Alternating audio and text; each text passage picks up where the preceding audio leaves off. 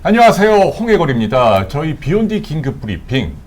오늘 주제는 이미 공지해드린 대로 언론지상을 통해서 널리 보도가 돼서 물의를 빚고 있습니다. 이른바 투명 교정 장치를 이용한 치과 치료.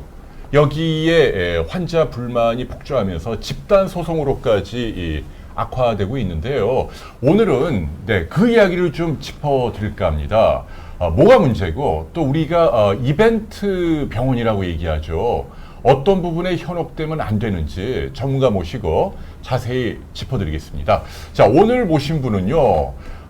치과의사 출신 변호사입니다. 그리고 실제로 이번 사건의 집단 소송을 맡고 계신 분이죠. 네, 오킴스 법률사무소 김용범 변호사님 나오셨습니다. 안녕하세요. 네, 반갑습니다. 네, 김용범이라고 합니다. 네, 네.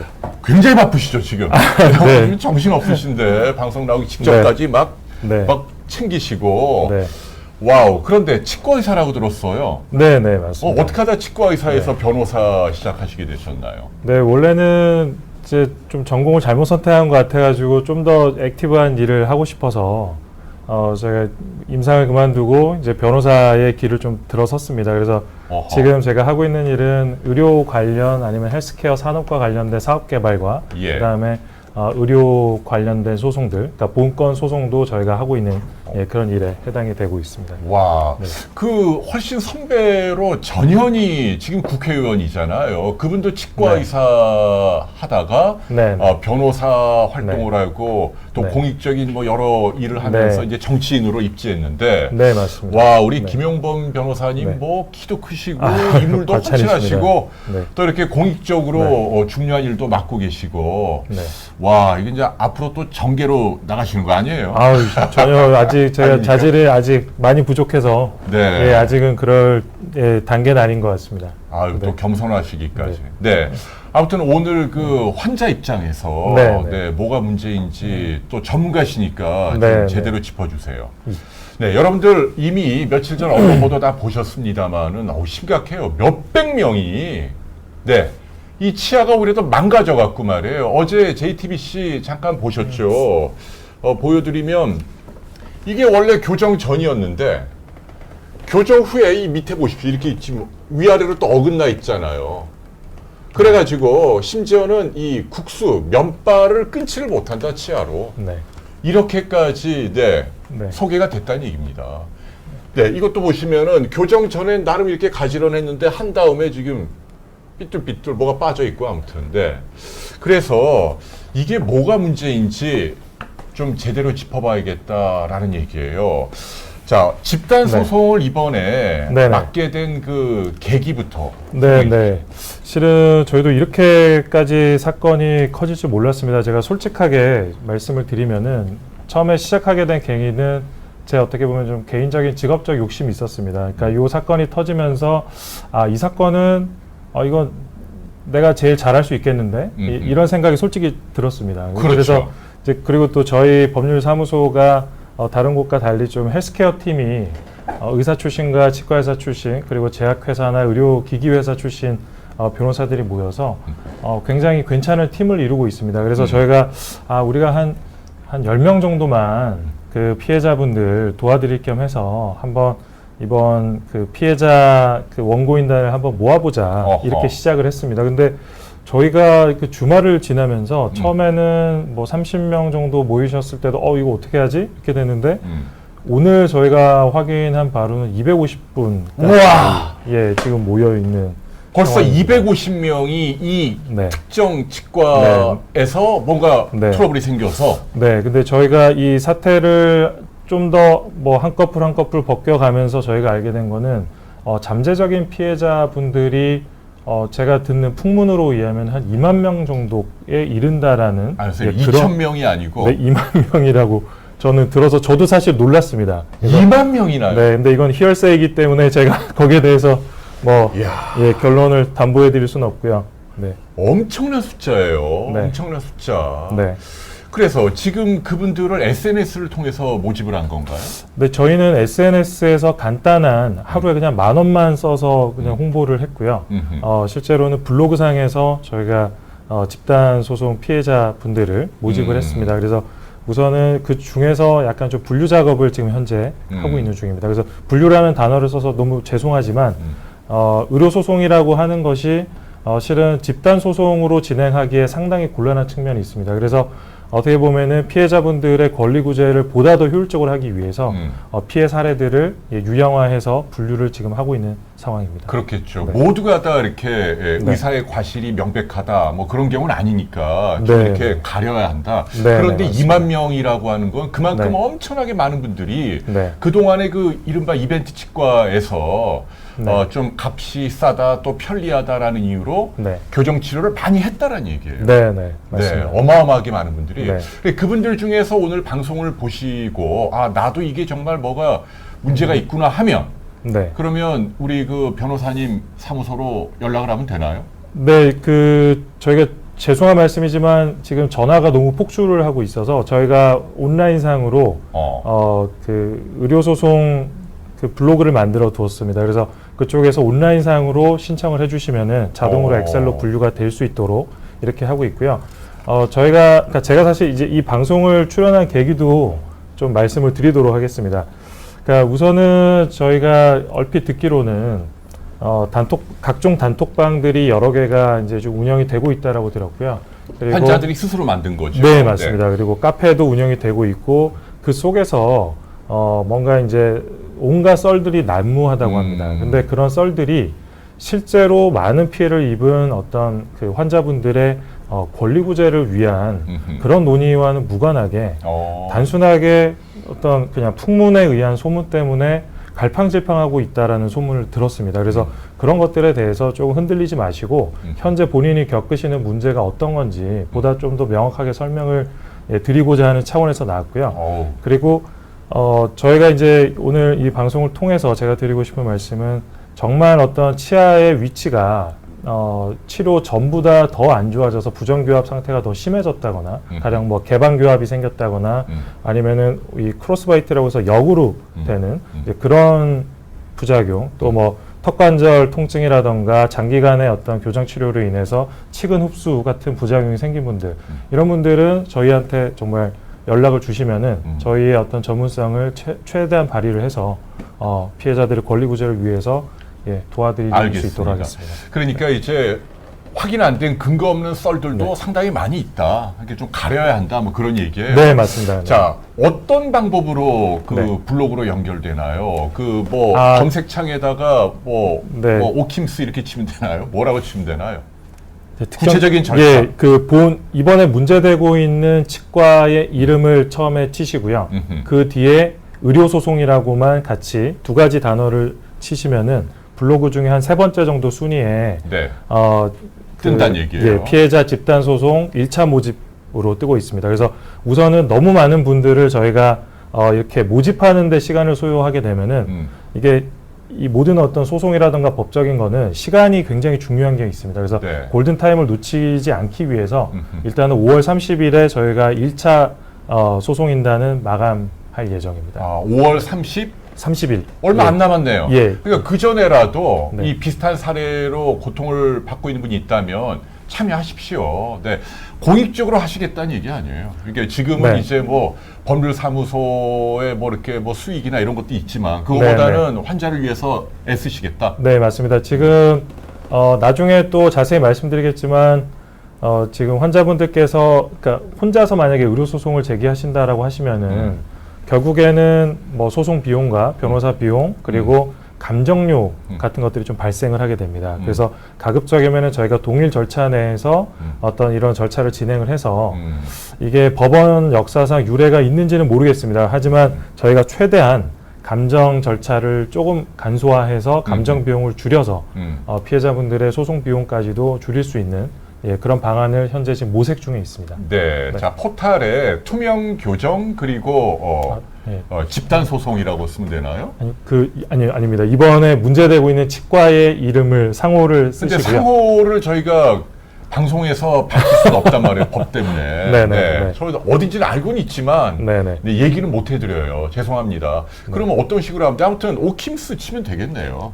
그렇게 하셔도 검색이 되지 않을까 싶습니다. 네, 아무튼 이 김용범 변호사님이 지금 모집 중이다. 30일이 마감이다라는 이야기예요. 추정컨대 한 2만 명 가까이 피해를 보는 사람들이 있을 수 있다라는 얘기까지 하시는 거예요. 어마어마한 숫자입니다. 네, 자 실제로 지금 한 250명이 이미 접수가 됐다.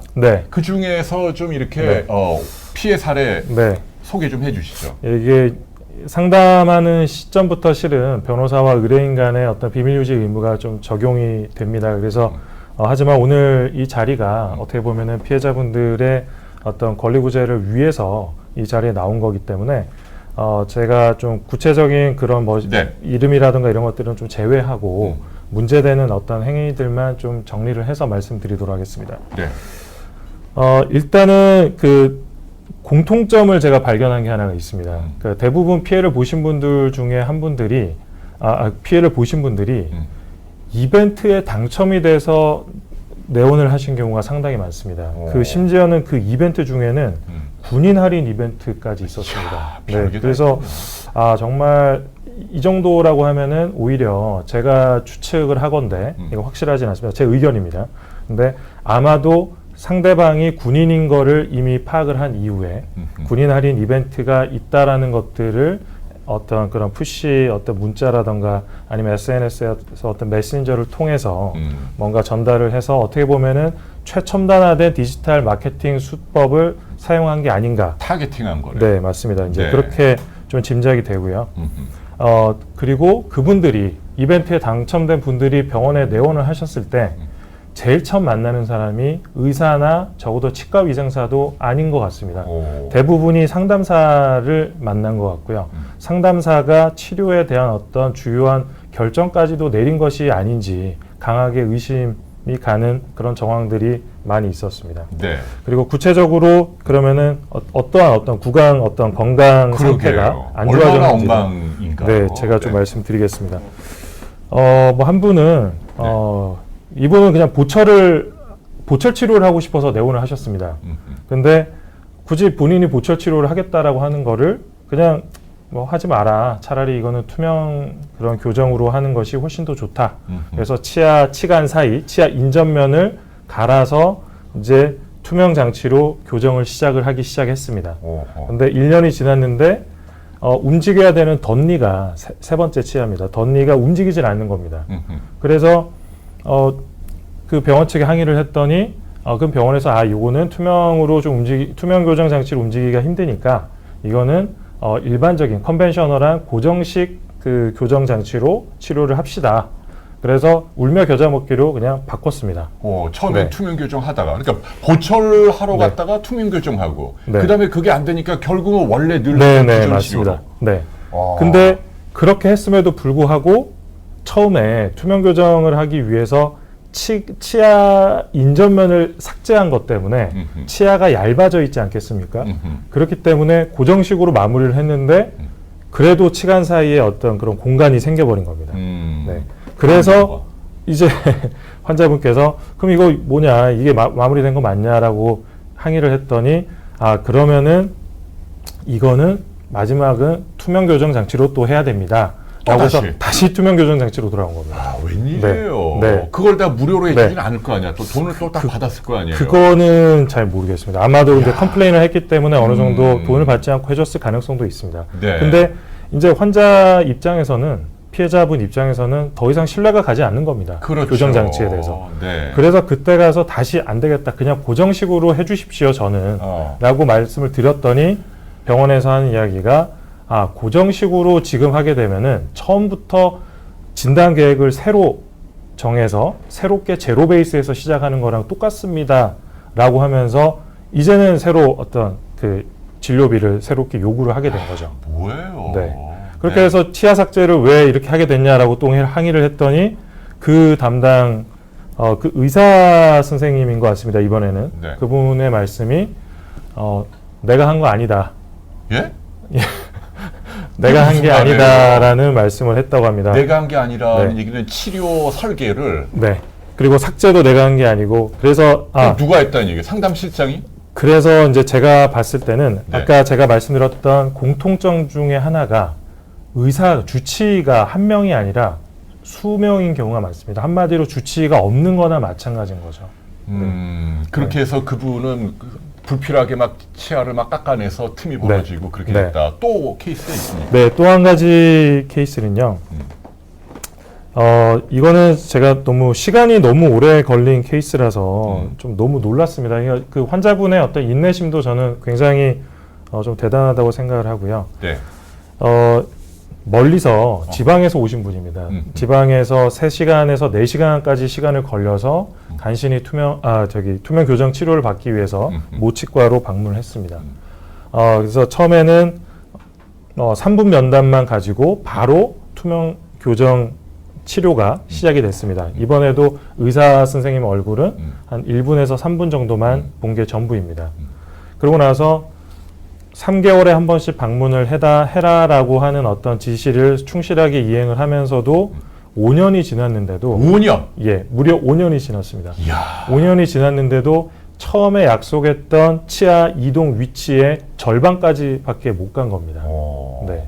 그래서 이거는 그래서 저도 정말 다른 어떤 부작용이라든가 이런 것보다 5년 동안 이런 어떤 사람한테 아무리 투명 교정 장치라고 하더라도 이런 것들을 계속 지방에서 3-4시간 걸려서 반복적으로 내원하게 하고 그럼에도 5년이 걸렸으나 치료 결과는 보장이 되지 않고 이런 것들을 보고 과연 이분의 최초 상태가 투명 교정으로 가능한 치아 상태였는가 의심이 된다. 네, 인디케이션이 맞지 않지 않았을까. 그러니까 오진단이 좀 의심이 됐습니다. 그래요. 그러니까 그런 것들이 속속 카톡을 통해서 이 선생님 그 개설한 블로그로 오고 있다. 지금 그 얘기예요. 네.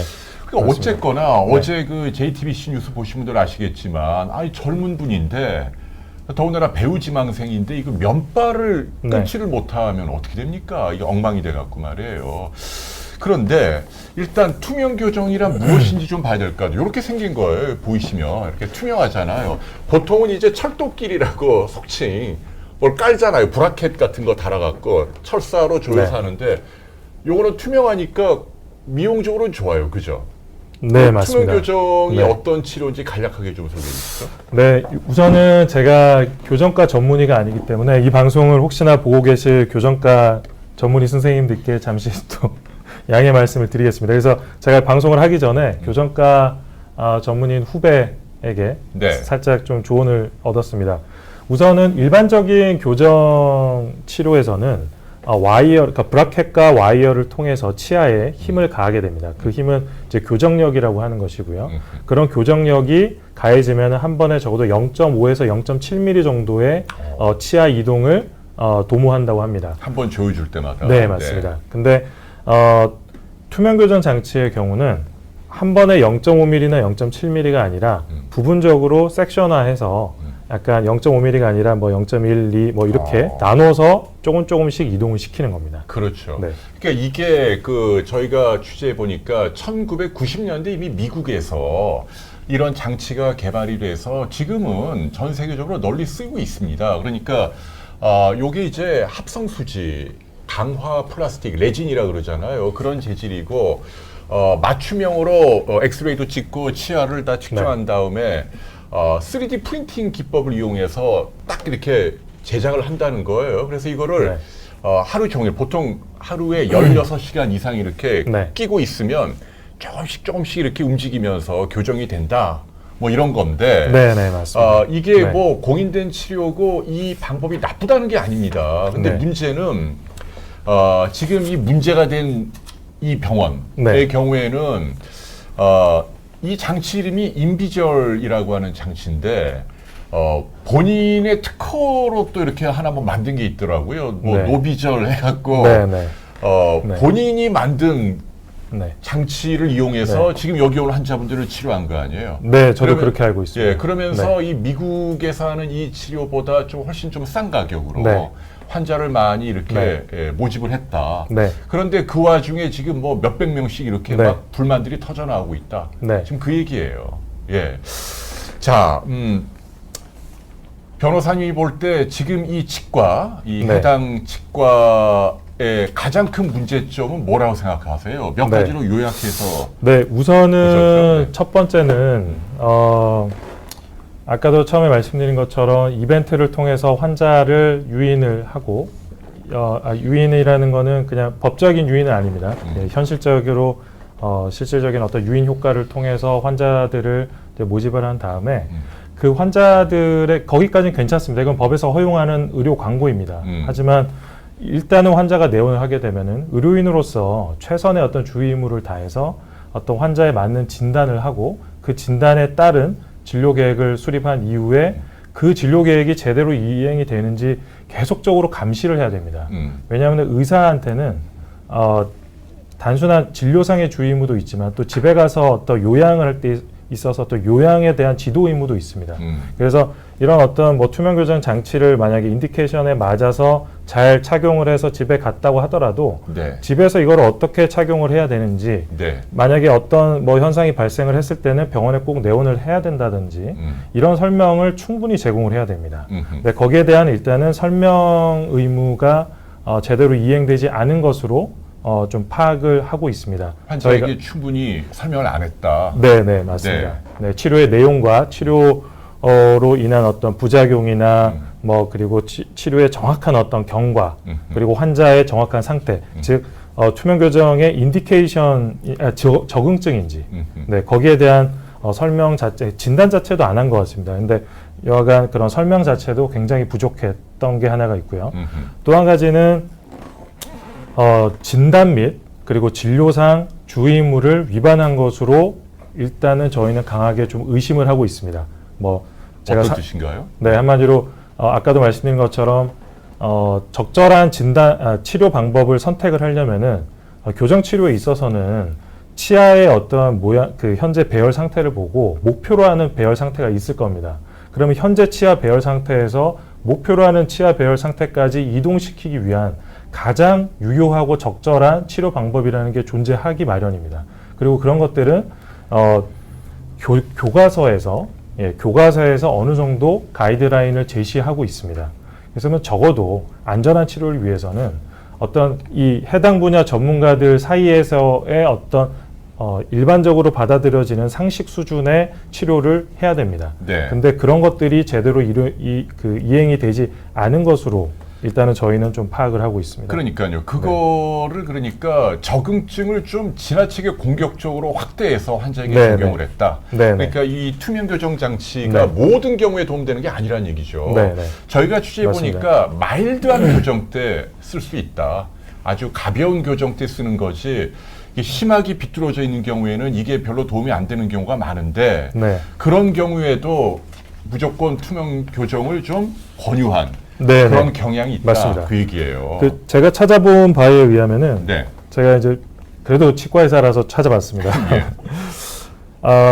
투명 교정 장치를 사용하는 거에 있어서 한 3가지 정도가 있는 것 같습니다. 일단은 치아의 이동이 굉장히 단순한 경우가 해당이 됩니다. 두 번째는 발치를 해서 투명 교정 장치를 사용하는 경우에 뒤에 있는 후방 치아가 이렇게 쓰러지는 경우가 많습니다. 그렇기 때문에 쓰러져도 괜찮은 경우에 발치를 하고 투명 교정 장치를 사용을 하는 것이죠. 그러니까 한마디로 발치 케이스는 굉장히 제한적으로 투명 교정 장치를 사용을 해야 됩니다. 그겁니다. 그러니까 이제 그 성인의 경우 저도 이렇게 심한 여기 이렇게 덧니가 있는데 이런 거 교정하려면 치아를 뽑아야 되잖아요. 공간을 만들기 위해서.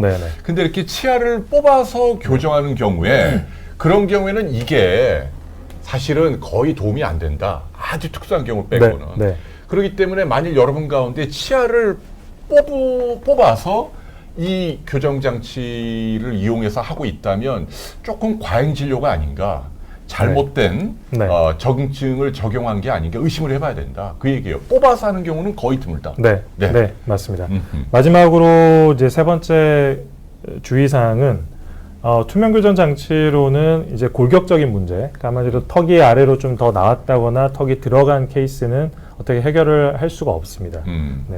이가 이제 3가지 어떤 저희가 투명 교정 장치를 사용함에 있어서 이제 의사들이 신경을 써야 되는 그런 3가지 사항이라고 할 수가 있습니다. 그러게요. 뭐 지금이 해당 병원뿐 아니라 다른 치과에서도 이 투명 교정 하고 있습니다. 이게 나쁘다는 게 아니고 단 이게 꼭 도움이 되는 경우만 해야 하는데 그렇지 않은 경우로 지금 이 병원처럼 너무 막 네. 과잉으로 권유한 거 이게 네. 두 번째 문제다. 네, 첫 네. 번째는 설명이 부족했다. 네. 의사보다는 상담실장이 네. 이렇게 막 얘기하고 네, 그렇죠? 네. 네. 두 번째는 이렇게 과잉 적용했다. 맞습니다. 또 하나 어떤 문제가 있나요? 네, 마지막으로는 일단은 뭐 현재 가장 뭐 발생한 그 현상 중에 하나인데요.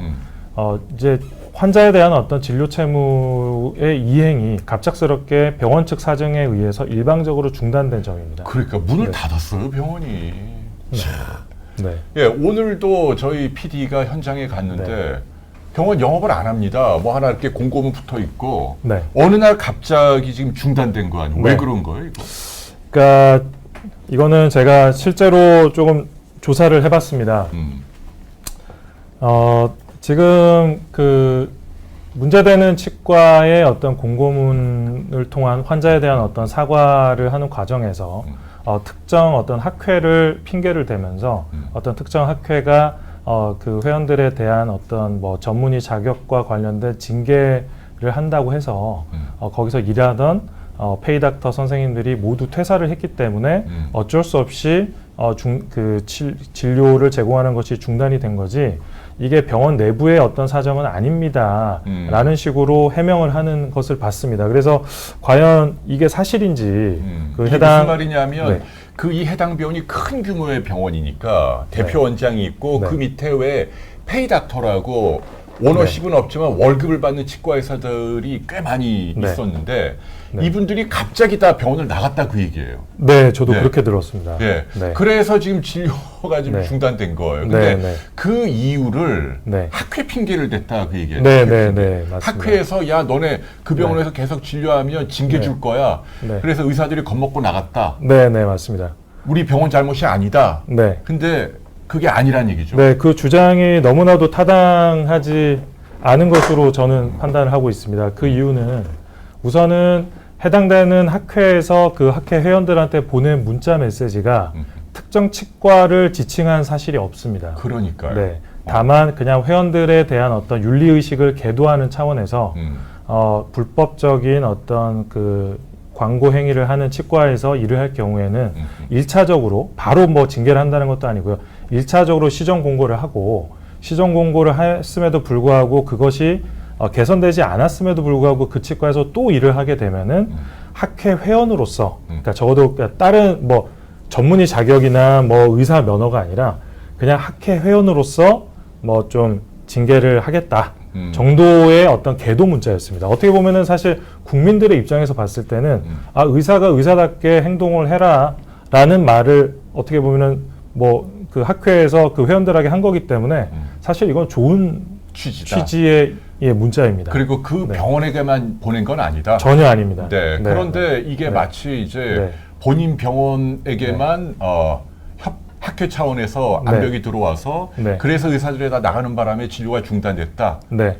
그렇게 얘기하면 안 된다. 네, 네. 네. 제가 봤을 때는 그래서 그리고 이제 그 전문의 자격을 부여하는 고유 권한은 보건복지부 장관에게만 있습니다. 그리고 치과 의사의 면허를 부여하고 취소하고 뭐 취소된 경우에 재갱신을 해주고 재발급을 해주고 이런 모든 권한이 보건복지부 장관에게 있지 개별 학회에 있을 수가 없습니다. 그러게요. 예. 그러니까 이게 지금 그 우리 변호사님 추정은 수만 명이 피해를 받았을 가능성이 있다. 네. 그런데 오늘 저희 PD들이 이제 병원을 갔더니 여전히 며칠째 문을 닫고 있고요. 환자 설명회를 열었더라고요. 네. 여기 해당 병원 대표 원장이 직접 나왔더라고요. 그 내용을 정돈해 드리면 폐업을 하진 않겠다. 뭐 그렇게 얘기했다고 하네요. 그런데 문제는 이 구제를 해줄, 그러니까 진료비를 환불해줄 돈이 없다. 네. 이렇게 돈이 없다. 병원이 네. 병원이 임대료도 못 내고 있다. 뭐 이렇게 얘기하고 있네요. 그래서 대신 최신 치료인 노비절 플러스라고 하는 그런 치료로 대체해서 치료해 주겠다. 뭐 네. 이렇게 얘기를 하고 있다는 겁니다. 네. 그리고 또 묘한 얘기를 했어요. 어제 그 JTBC 방송에서 이 대표 원장 멘트가 나왔는데 이게 꼭 병원의 잘못이냐? 하루에 16시간 이상 환자가 계속 착용하고 있어야 하는데 환자가 과연 그 의무를 제대로 지켰는지 어떻게 우리 병원이 다 확인했느냐, 환자 잘못도 있는 거 아니냐, 이런 뉘앙스의 멘트도 있었단 말이죠. 네. 거기에 대해서는 어떻게 생각하세요? 네, 우선은 환자가 집에서 그거를 제대로 착용을 했는지 하지 않았는지를 도대체 그분께서 어떻게 확인하셨는지에 대해서 오히려 저는 반문하고 싶고요. 저희가 지금 수집한 저희에게 이제 그런 어떤 단체 소송에 대한 참여 신청을 하시는 분들의 사연을 다 읽어보면은 다들 정말 열심히 착용을 했습니다. 오히려 병원에 본인들이 더 연락을 해서 제 장치는 언제 제가 받을 수 있습니까? 라고 물어보고 했지만 병원에서 오히려 약속을 잡아주지 않은 경우가 많고 힘들게 병원을 가면은 의사의 얼굴을 보는 것도 굉장히 어려웠습니다. 그렇기 때문에 이것은 저는 적절한 어떤 해명도 될 수 없고요. 이 내용도 저는 사실인지에 대해서 상당한 의구심을 가지고 있습니다. 네.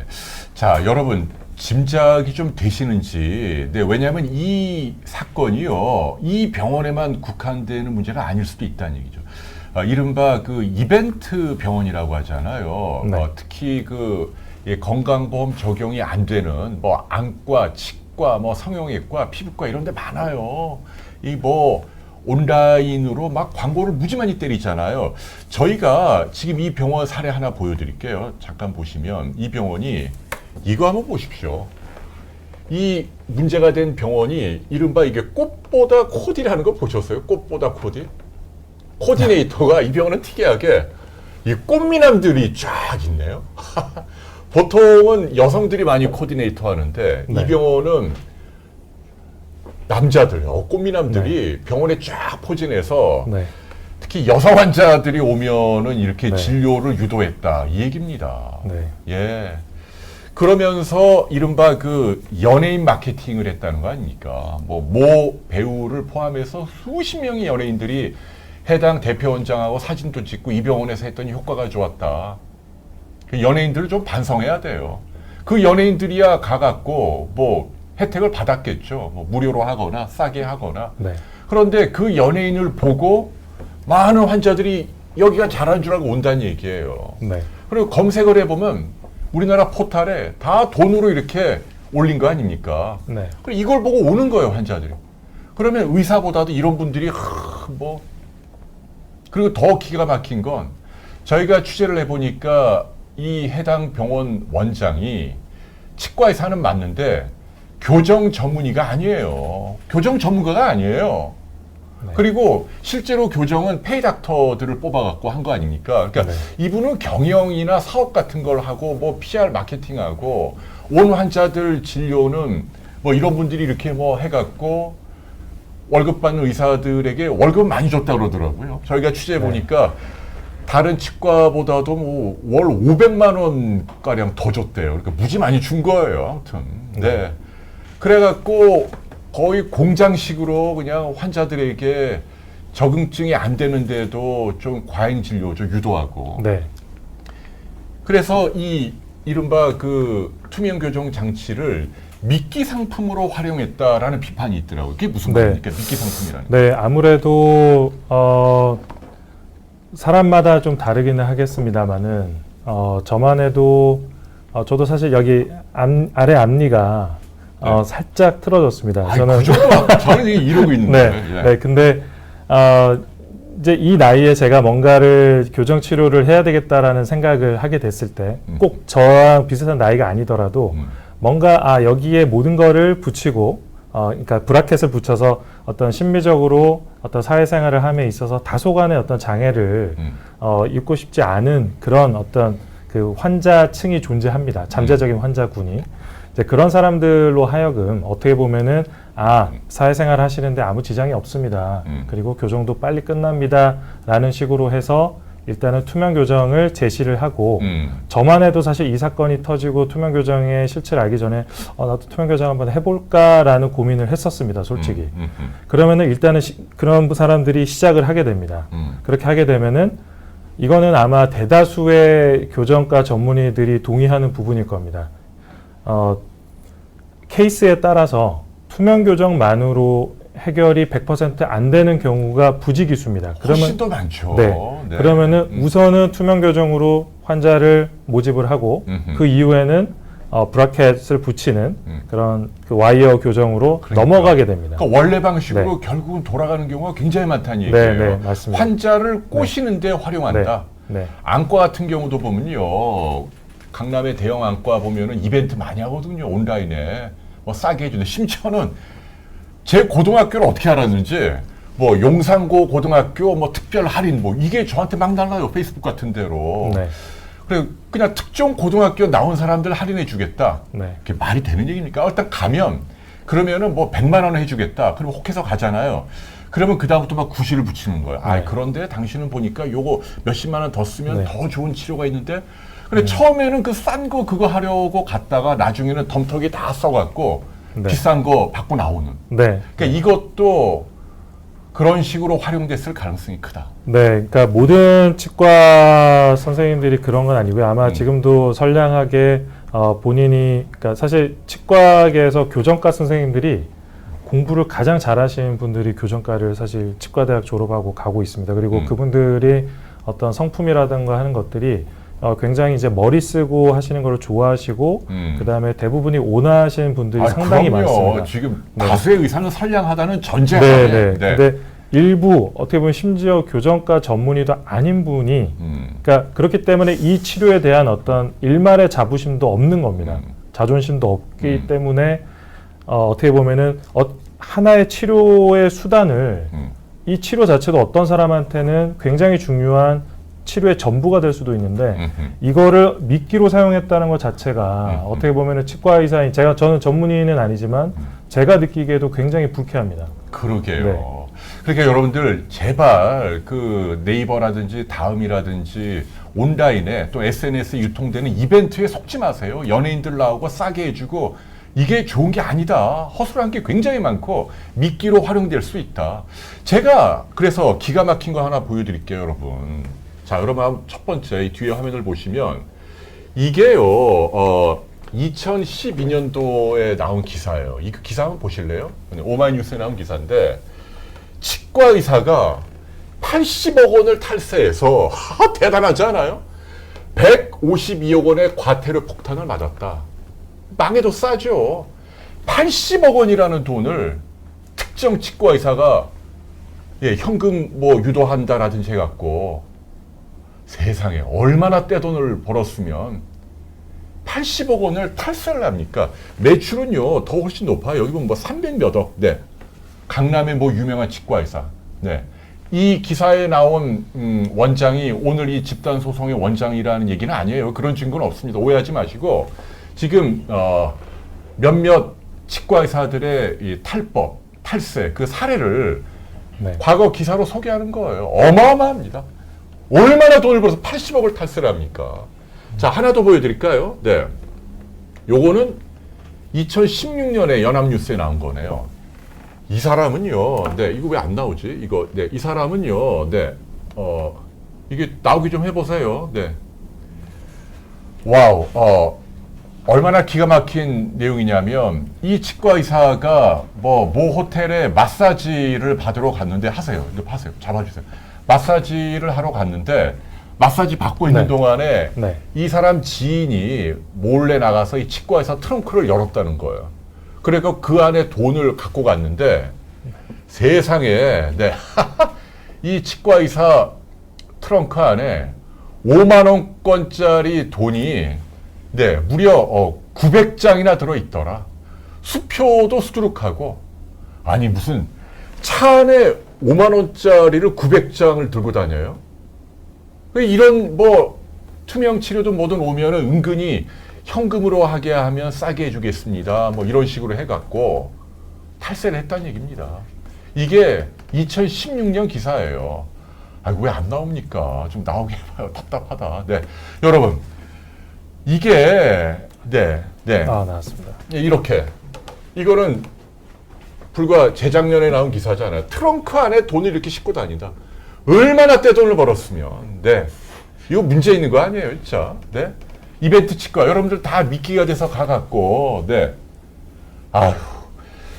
그리고 제가 지금 이 해당 병원 이력을 보니 이 대표 원장이라는 분이 이 교정 전문의도 아니고 이미 몇 년 전에 압구정동에 또 다른 치과를 개업을 했는데 사업 수완이 뛰어난 분이더라고요. 뭐 새로운 신기술, 라미네이트로 떼돈 벌고 또 양악 수술로 떼돈을 벌었어요. 네, 네, 치과 의사도 물론 양악할 수는 있는데 어쨌거나 뭐 양악 수술로 엄청난 돈을 벌고 이분도 불미스럽게 수십억 탈세. 네, 그런 기록이 있더라고요. 네. 그리고 그 병원을 다른 치과 의사에게 소유권을 넘기고, 네. 그리고 그 병원이 하다가 잘 안 되니까. 왜냐면 이제 교정하러 왔다가 처음에는 돈을 많이 벌 수 있지만은 몇 년 있다가 이제 불만이 폭주해서 오게 되니까 감당이 안 되니까 그걸 인수받은 병원이 이제 자폭을 한 거예요.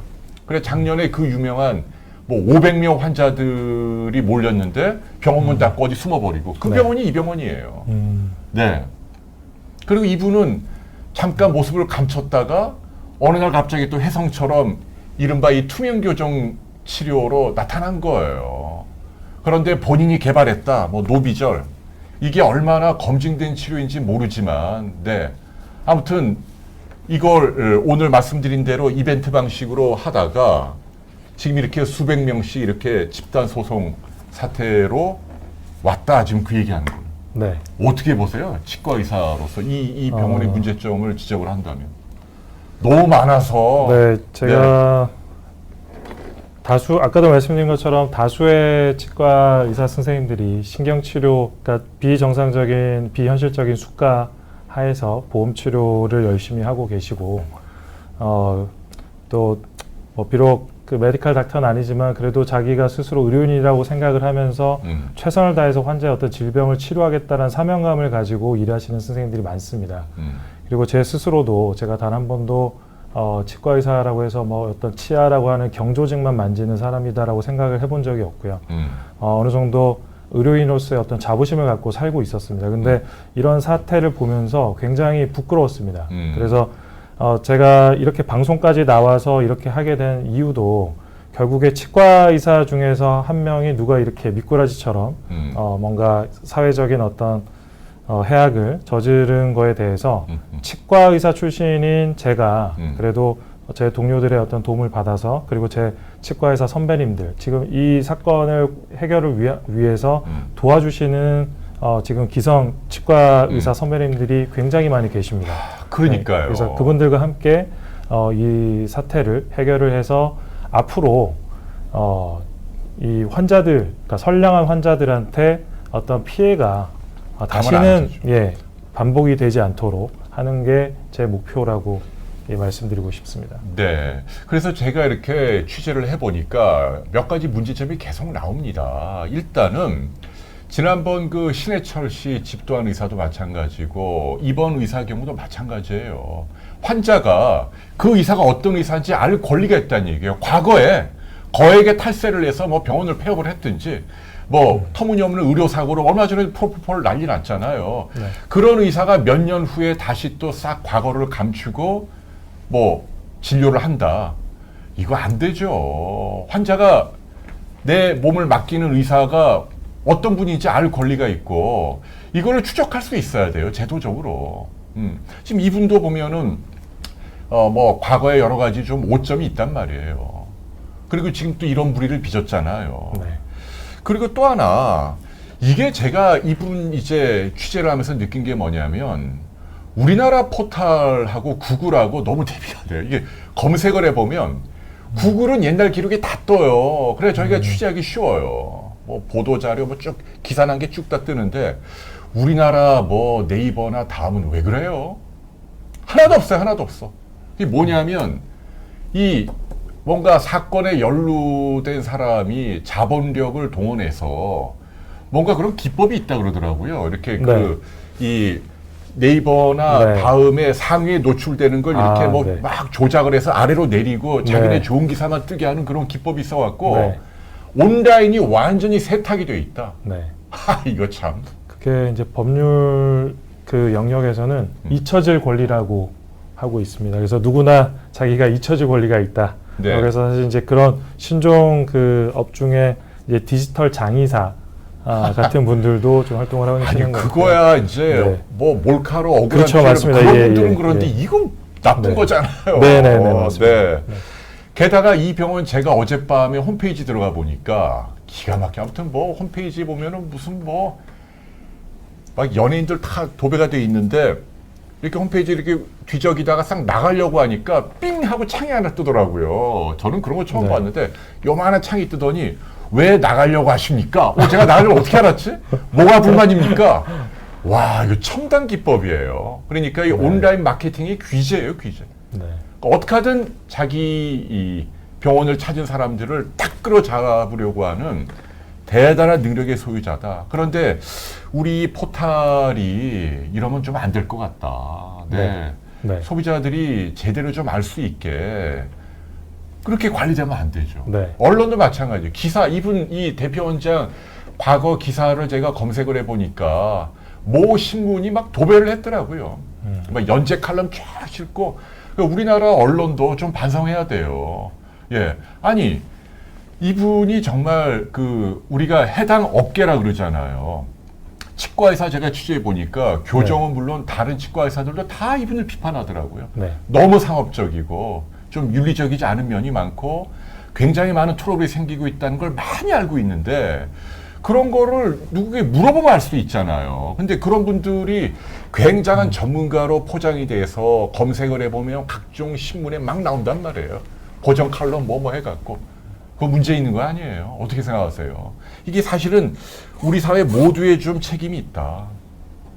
마지막으로 협회가 네. 좀 징계권을 가져야 될 것 같다. 아까 선생님이 얘기하셨지만은 네. 보건복지부 장관만이 면허에 대한 권리가 있고 이렇게 모든 의사들이 동료 의사들이 비판하는 사람들을 네. 이거를 규제할 수 있는 방법이 없습니까? 없어요, 정말로? 네, 지금 현재로서는 없습니다. 그래서 일단은 제가 생각을 했을 때는 1차적으로 그 환자 유인 행위와 의료 광고 사이에 어떤 그 물론 모호한 어떤 경계가 있긴 합니다. 근데 가급적이면은 환자의 어떤 알 권리를 그러니까 많이 알려준다고 해서 환자의 알 권리를 보장하는 측면이 있습니다. 하지만 제대로 된 정보를 알려줘야지 잘못된 정보를 너무나도 적극적으로 알려주는 거는 저는 이거는 이 정도 되면은 거의 이거는 어떤 보건권에 대한 어떤 침해의 소지가 있기 때문에 이런 거는 어떻게 보면은 허위 가장 광고로 규제를 해야 된다라는 입장이고요. 적어도 아니면은 환자 유인 행위로 처벌을 하는 그러니까 판례상 어떤 해석이 나와야 되고요.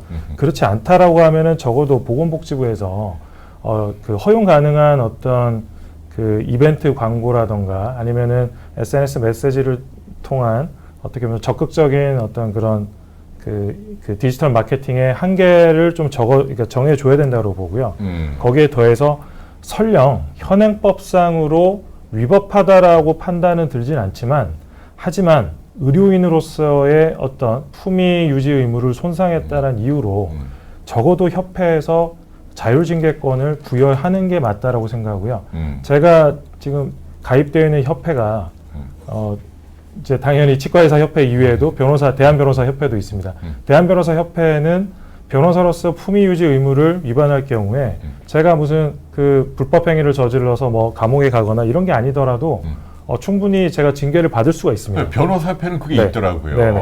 네, 그러니까 치과의사협회나 의사협회도 그런 징계권이 있어서 자정작용을 해야죠. 맞습니다. 그래야지 의사들이 국민들에게 최소한의 존경, 신뢰를 받잖아요. 네, 다수 의사를 위해서라도. 제가 이렇게 보니까 이 병원이 이제 진료 중단이 됐잖아요. 왜? 네. 여기 그 페이 닥터들이 다 나가버렸거든요. 네. 생각을 해보면 왜 이분들이 월급도 500만 원 굉장히 많이 주는데 왜 나갔을까 생각해 보니까 본인들도 좀 뭔가 좀 찔리는 게 있었을 것 같아요. 네. 내가 월급은 많이 받지만 이런 병원에서 이렇게 진료하는 게 옳을까 전문가로. 네, 네. 그런 맞습니다. 회의감도 네. 작용한 것 같고 네. 또 환자들도 와서 계속 뭐 불평할 거 아니에요. 네, 네. 왜 이렇게 네. 자기 잘못도 아닌데 네. 그러니까 뭐 지침에 따라서 이렇게 한 건데 네. 그런 불편함도 있고 말이죠. 네. 좀 이해가 되네요. 그러니까 지금 실은 저뿐만 아니라 저보다 젊은 치과 의사들 같은 경우에 지금 현재 개업 자리도 찾는 것이 지금 마땅치 않고 쉽지가 않습니다. 그래서 이제 그런 과정에서 어떻게 보면은 젊었을 때 좀 큰 돈을 좀 만질 수 있을 것 같은 어떤 기대감에 어떤 그런 옳음과 그름에 대한 판단을 한순간 실수를 해서 잘못 판단을 해서 일할 수 있지만 저는 그 치과를 나오신 분들은 결국에 자기 어떤 양심의 어떤 울림에 응답을 한 게 아닐까라는 생각을 좀 하면서 거기서 일했던 원장님들에 대해서도 너무나 이렇게 좀 비난을 하시기보다는 어떻게 보면은 또 젊은 치과 의사로서 또 그럴 수밖에 없는 사정도 있지 않았을까 이렇게 해서 좀 온정주의적인 그런 시각으로 좀 따뜻하게 봐주셨으면 하는 측면도 있습니다. 네. 예, 그 부분은 저하고 좀 생각이 다릅니다. 네. 어쨌거나 네. 이런 이벤트 치과 지나치게 상업적이고 환자에게 과잉 진료하고 지금은 배째라하는 거 아닙니까? 지금 문 닫고 뭐 돈도 없다고 얘기하고. 근데 뭐 네, 대표 원장님 말고요. 예, 그러니까 대표 원장 얘기하는 네, 거예요. 네. 근데 뭐 롤스로이스니 뭐 페라리니 뭐 몇몇 뭐 이렇게 이런 이벤트 치과 하는 분들이 뭐 고급 차를 타고 다니면서 떼돈을 벌고 아까 보시죠 몇십억 탈세하고 이게 말이 안 되는 얘기예요. 이건 빨리 고쳐야 되고 자 끝으로 지금 이분들 이제 그 어떤 식으로 피해 구제를 받을 수 있을까요? 실용적으로 간단하게. 방금 그러니까 저희가 사실은 지금 피해 사례를 크게 한 3가지 정도로 나누었습니다. 첫 번째는 단순 진료 중단 상황입니다. 그래서 뭐 병원이 정상화돼서 치료를 받을 수 있게 한다거나 아니면은 병원과의 어떤 신뢰관계가 이제 손상이 됐기 때문에 적어도 환부를 받을 수 있게 한다거나 하는 첫 번째 케이스가 있고요. 두 번째는 아까 말씀드린 것처럼 약속된 치료 결과가 나오지 않은 상황입니다. 가령 뭐 발치를 했는데 이거를 그 발치 스페이스가 닫혀야 되는데 닫히지 않아서 조금만 더 치료를 진행을 하면은 마무리될 수 있는.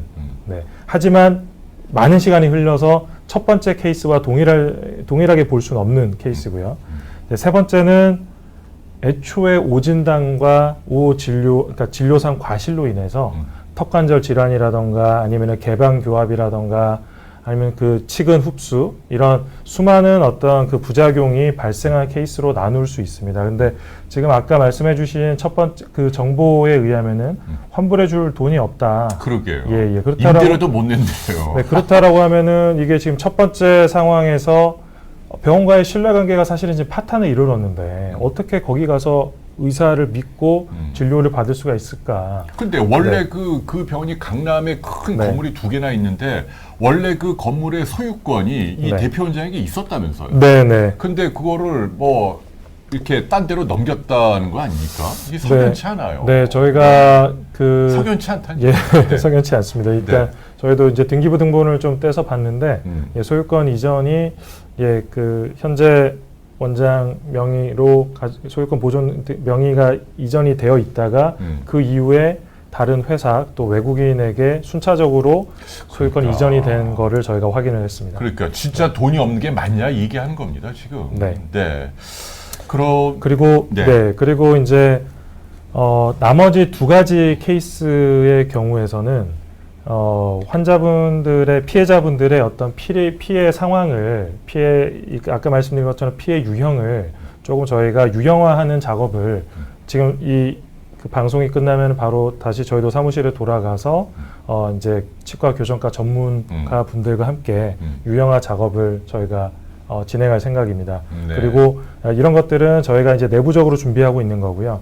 그러면은 피해자분들이 이제 어떤 구제 절차를 이용을 하실 수 있을 것인가에 대해서 좀 간단하게 설명을 드리도록 하겠습니다. 저도 이제 신문 기사를 통해서 봤을 때는 한 150명 정도 되는 분들이 그 해당 원장을 사기의 혐의로 형사고소를 한 거를 제가 전해 들었습니다. 아마도 그 과정에서 합의금을 아마 받아서 결국에는 본인들의 손해에게 충당을 하려고 하는 시도로 좀 파악이 되고요. 하지만 본 그 치료 중단 사례 자체가 그 원장이 물론 도의적으로나 어떤 근본적인 어떤 책임이 있지만 사기라고 하는 것들은 애초에 치료를 제공해 줄 어떤 의사가 없거나 아니면 치료가 중단이 되었을 때 치료비를 환불해 줄 어떤 의사가 없는 상황에서 상대를 기망을 해서 재물을 편취했을 때 이제 사기죄가 성립이 될 거다라고 짐작이 되고요. 과연 이 케이스에서 사기가 그렇게 구성 요건이 딱 들어맞는 상황인지에 대해서는 이제 경찰 조사를 통해서 밝혀지겠지만 저는 그렇게 쉽지만은 않을 거다고 생각합니다. 네. 무조건 안 된다라는 건 아닙니다. 하지만 쉽지는 않을 거다라는 말씀을 좀 드리고요. 그럼 어떻게 해야 돼요? 네, 그렇다라고 하면은 저희가 이용할 수 있는 것들은 물론 합의가 이루어지면 좋습니다. 근데 지금 환불을 안 해주겠다는 거는 합의를 해서 환불을 안 해주겠다는 건 아니고 환불은 해주겠다라고 얘기를 돈이 했대요. 없다. 오늘. 근데 지금 네. 돈이 없다. 돈이 없다. 네. 임대료도 못 낸다. 지금 이러고 있다는 네네. 거예요. 그렇다라고 하면은 뭐 합의를 원하시는 분들은 조금 나중에 그러니까 그분의 어떤 자발적인 이행을 좀 기다리셔가지고 합의 시도하는 것도 저는 뭐 잘못된 방법이라고 생각하진 않습니다. 하지만 결국에 이거는 어떤 변수라는 게 존재하게 마련입니다. 네. 상대방이 그 합의에 적극적으로 지금은 뭐 응한다고 하지만 나중에 응하지 않게 되면은 그때 가서 어떤 별도의 어떤 법적 구제 절차를 취하게 되면은 약간 뒤처지게 되는 현상이 발생합니다. 그리고 그 사이에 만약에 그분이 그렇게까지 타락하신 분인지 모르겠으나 만약에 본인의 어떤 강제 집행될 만한 재산들을 조금씩 은닉을 하고 있다라고 하면은 거기에 대해서 나중에 소송에서 이기더라도 받지 못하는 그런 현상도 발생할 수가 있습니다. 우리 변호사님, 이제 오킴스 법률 사무소죠. 네, 치과의사 출신이시고 이번 집단 소송을 맡고 계시는데요. 네. 우리 김용범 변호사님, 요거 아무튼 좀 멋지게 좀 해주세요. 네. 그리고 공익적으로 훌륭한 일 하시고 여기 피해받은 환자분들 좀 구제해 주시고 좀 스타 변호사로 좀 뜨세요, 이번 기회에. 감사합니다. 예. 뭐 서로 좋은 거 아니에요? 네. 그 마지막으로 한 번 더 절차를 말씀드리면 혹시 이 방송을 보신 분 가운데 이 투명 교정 장치, 특히 이 병원에서 말이죠. 피해가 의심이 된다면 포탈에 우리 오킴스라든지 아니면 투명 교정, 집단 소송 이런 걸 키워드 해보면 제목이 뭐라고 블로그가 돼 있다고요?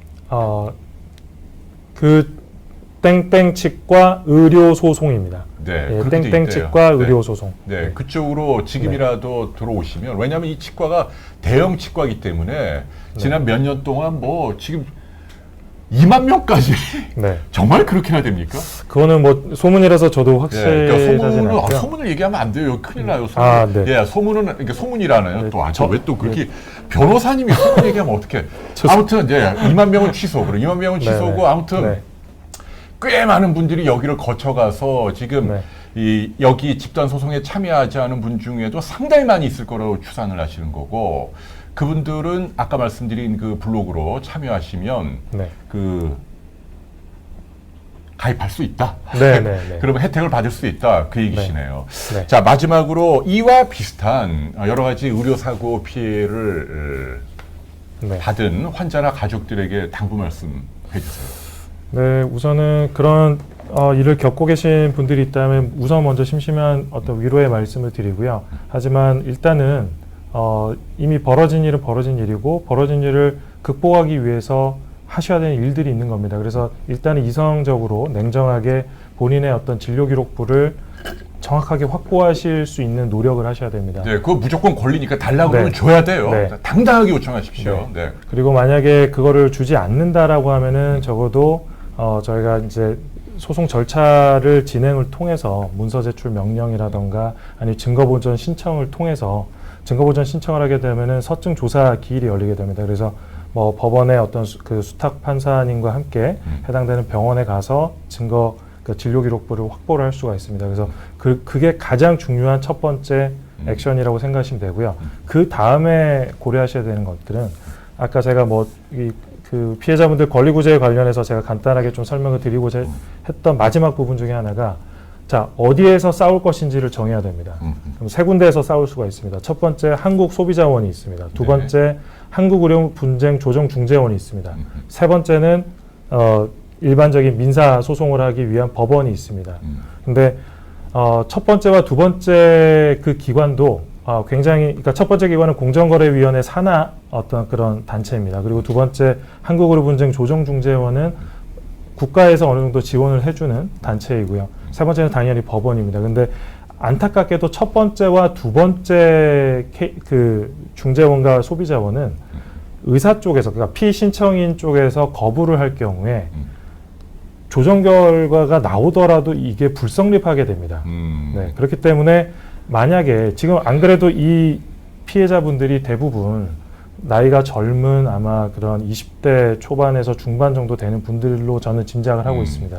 그렇다라고 하면은 첫 번째부터 유효 적절한 어떤 권리구제 수단을 선택하시는 거를 저는 오히려 권하고 싶고요. 아하. 만약에 소비자원 절차를 실컷 했다가 그리고 나중에 뭐 한국의료분쟁 조정중재원 절차를 실컷 하면서 거기에서도 뭐 그 감정비용 30만 원 최소 이상이 발생을 하게 됩니다. 여기서 불성립하게 되면 다시 또 소송을 하셔야 됩니다. 그렇기 때문에 그런 거에 있어서 무조건 소송을 하시라는 말씀은 아닙니다. 하지만 본인이 피해가 심각하고 본인이 보셨을 때 이것은 상대방의 과실이 너무나도 명백하다라고 하면은 시간은 조금 걸릴 수 있습니다. 근데 옛날과 다릅니다. 옛날에는 민사 소송이 26개월이 평균적으로 소요가 됐습니다. 근데 제가 최근에 진행한 사건들은 사안의 쟁점이 간단하다라고 하면은 1년 정도에 끝난 사건들도 있습니다. 그렇기 때문에 그리고 저희가 이번에 집단 단체 소송을, 그러니까 정확하게는 공동소송입니다. 공동소송을 통해서 감정 비용을 어떻게든 조금 절감을 해서 피해자분들께서 추가적인 어떤 그 비용을 가급적이면 최소화할 수 있게끔 좀 저희도 많은 고민을 하고 있습니다. 네. 그래서 마찬가지 조언이 다른 그 의료사고로 아픔을 겪고 계시는 분들께도 예, 적용이 될 거라고 생각을 합니다. 네. 아유, 긴 시간 동안 저희 방송 참여해주신 많은 분들께 너무너무 감사드립니다. 그 쇼티님이 바로 얘기를 하시네요. 치과 그리고 집단 소송 이 두 개를 기본으로 네. 검색하니까 블로그 바로 뜬다는데요. 글로 네. 들어가 보세요. 네. 네. 아유, 우리 이용환 변호사님이라고 또 비욘디 멘토 의료사고 도움 많이 해주시는데 우리 김용범 변호사님도 저희 비욘디 멘토 의사로 좀 모시고 싶네요. 제가 방송 끝나고 좀 꼬셔볼게요. 네. 영광입니다. 이렇게 변호사님 가운데도 좋은 일 하시는 분도 계시고 의사분들 가운데도 우리 이국종 선생님 보세요. 얼마나 훌륭합니까? 또 다수의 의사들은 제가 보기엔 그래도 대체로 선량하고 좋은 분들이라고 생각을 하고요.